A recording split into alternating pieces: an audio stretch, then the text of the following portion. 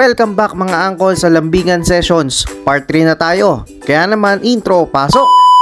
Atay na nga mga angkol, isang swerte na malas itong araw na to. Swerte dahil nabook tayo sa isang event, kaya naman meron tayong extra income. Kahit papaano ay meron na tayong pambawi sa mga nagastos natin sa mga nakaraang lambingan sessions. Pero merong isa dito na sumabay pa sa pagpapalambing, kaya naman minalas din tayo sa episode na to. At sa kalagitnaan nga ng aking event ay nasira yung aking external flash. Kaya naman pagkatapos noon ay wala na kaming inaksayang oras kundi magpunta na ng Quiapo para makabili ng bago. Kasama nga si Bunso mga angkol ay agad-agad na nga kaming bumiyahe papuntang Quiapo. Si Bunso lang talaga ang sinama namin dito mga angkol kasi yung ate at kuya niya ay medyo mahirap na nga ang kontrolin kapag nasa labas. Ngayon na lang pala kami ulit nakasakay ng aircon bus mga angkol papuntang Maynila. Kaya medyo inagahan namin ng alis kasi hindi namin alam kung anong oras kami makakarating sa aming pupuntahan. Kasi nga nangangapa pa kami kung paano ang sistema ng biyahe. Bali, first time lang din namin pala mga angkol na makakatapak dito sa PTEX. Kaya naman medyo excited kami na medyo kabado dito kasi hindi namin alam kung saan kami pupunta. Pero syempre since bagong experience ulit to sa amin, kaya sa susunod na aming biyahe papuntang Maynila ay hindi na kami maliligaw. Kaya naman wag nyo sana kaming i-bash kung medyo naninibago kami kung paano ang magbiyahe papuntang Maynila. Pagkatapos nga mag-vlog dito ni Bunso mga angkol ay nakakita ko na nagtitinda ng burger sa loob ng bus. Buti na lang at may naglalako ng burger dito mga angkol kasi medyo alanganing oras na nga yan nung nakasakay kami ng bus. Eto nga pala yung bus biyaheng papuntang Quiapo mga angkol. At dahil sa traffic at medyo mabagal ang aming usad dito mga angkol ay nakatulog na nga itong dalawang Disney princesses. Maya pa ay touchdown na nga tayo sa Quiapo. Kita na nga pala dito yung Quiapo Church. Kahit minalas tayo at nasiraan tayo ng flash mga angkol, eh baka swertehin tayo at makita natin si Coco Martin. Ito nga pala yung isa sa mga dahilan ko mga angkol kung bakit medyo tinatamad na akong bumiyahe pa Maynila. Congested na kasi dito. Pero ganun pa man mga angkol, wala tayong no choice ngayong araw kundi magpunta dito. Pasado alas 12 na nga nung makarating kami dito sa may bandang Quiapo Church. Kaya naman kumain na nga kami ng tanghalian dito sa Chowking. Taray ko napasok ako, mainit pala tong sabaw. Medyo limited time nga lang pala kami dito mga angkol. Kaya naman papaspasan na natin itong pagkain ng aming tanghalian. Dapat kasi bago mag-rush hour ay bumabiyahe na nga pala kami pauwi ng Cavite. Pagkatapos nga namin kumain mga angkol, eh nandito na nga pala kami sa Mayors. Dito ko nga pala binili yung aking unang camera at lente. Kaya naman nung naglalakbay kami papunta dito mga angkol, eh maraming alaalang bumabalik sa akin. Kagaya na lamang nung nagsisimula pa lang ako sa photography, halos wala naman talaga akong kilala at wala din akong kaalam-alam dito. Lahat yon sariling sikap lang. Lahat yon solo palo mula noon hanggang ngayon. Pero marami din tayong nakilala at nakasama dito mga angkol. Yun nga lang sa paglipas ng panahon, eh kailangan nating tahakin ang sarili nating mga landas. Pagka-testing ko nga pala ng flash dito mga angkol, eh binayaran na nga pala to ni Mrs. Buti na lang talaga at medyo may dumating na pera dito mga angkol kasi kung nagkataon na wala tayong pambili ng flash, eh patay ang ating negosyo. Pero hindi may iwasan sa negosyo ang magkaroon ng aberya mga angkol. Kaya naman meron tayong mga bagay na dapat nating ipagpasalamat sa Diyos. Kagaya na lamang ng mga taong naniniwala at sumusuporta sa atin sa mga pinagagagawa natin sa buhay. At syempre yung mga taong nagsisilbing ating mga inspirasyon para hindi tayo sumuko sa mga laban natin sa buhay. At bago matapos itong episode na to mga angkol, gusto ko lang magpasalamat sa aking misis kasi siya yung naging financer natin para makabili tayo ng flash. Kaya naman wala na tayong kakaba-kaba sa mga susunod nating event. At sana sa pagbabalik ko dito sa Hidalgo mga angkol, eh bibili na ako ng bagong lente. Atay na nga mga angkol, pasakay na nga pala kami ng bus pabalik ng PTEX. Medyo nakaka-drain lang talaga ng energy ang maglakad-lakad dito mga angkol kasi napakainit. Kaya naman pagdating namin dito sa PTEX, eh agad-agad na nga pala kami pumunta dito sa Tim Hortons. At dahil si Mrs. nga pala ang nagbayad ng ating bagong flash mga angkol, eh deserve niya naman ng masarap na kape. Sa haba ng aming nilakad at hindi ng pagod na aming dinanas mga angkol, eh talaga naman nakakaginhawa itong paghigop ng masarap na kape. At syempre mas lalong sasarap yan kapag tinernuhan mo pa ng masarap na chocolate muffin. Ayos na ayos talaga to mga angkol at nakapag-recharge kami dito bago nga pala kami sumabak sa biyahe pa uwi. At makalipas lamang ng ilang minuto na pagpapahinga dito mga angkol, eh sumakay na nga pala kami ng bus biyaheng Cavite. At sa puntong to nga pala ay makakapagpahinga na nga ng dire-diretso si Bunso kasi pagising-gising din siya sa loob ng bus habang bumabiyahe kami. Hanggang dito na lang itong video na to mga angkol. Maraming salamat sa inyo na walang sawang sumusuporta pa rin sa aming Team Ono. See you sa Lambingan Sessions Part 4 mga angkol.